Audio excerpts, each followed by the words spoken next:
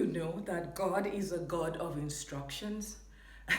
In Exodus chapter 14, God moved the children of Israel out of Egypt and he needed to part the Red Sea, okay, for them to go through. He used Moses, but then he gave Moses his instruction. He said, stretch forth your rod over the sea, and it parted.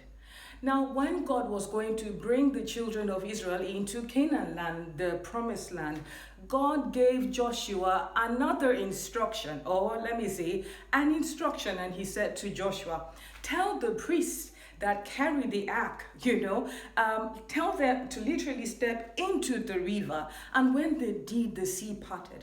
In Genesis 22, when God called Abraham to go sacrifice his son, 3 days later, when Abraham had already started the journey to sacrifice his son, God said, do not lay hand on that child. God is the same God yesterday.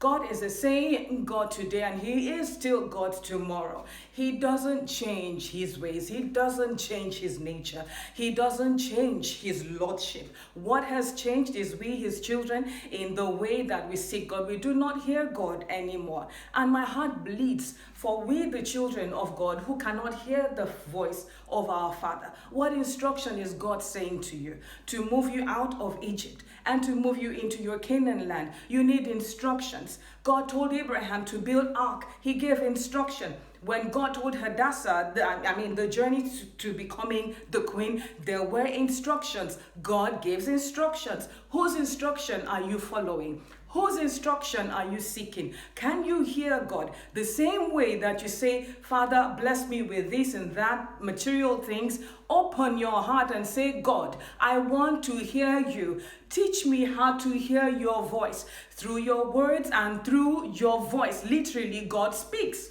God is not deaf. God speaks. God is not dumb. God is not a liar. God speaks. I pray that God would nudge your heart today and that you will begin to seek God and say, God, I want to hear you. I want to hear you speak to me because he is your Father and he longs to hear your voice. May the Lord bless you, and I pray to see you soon. Bye now.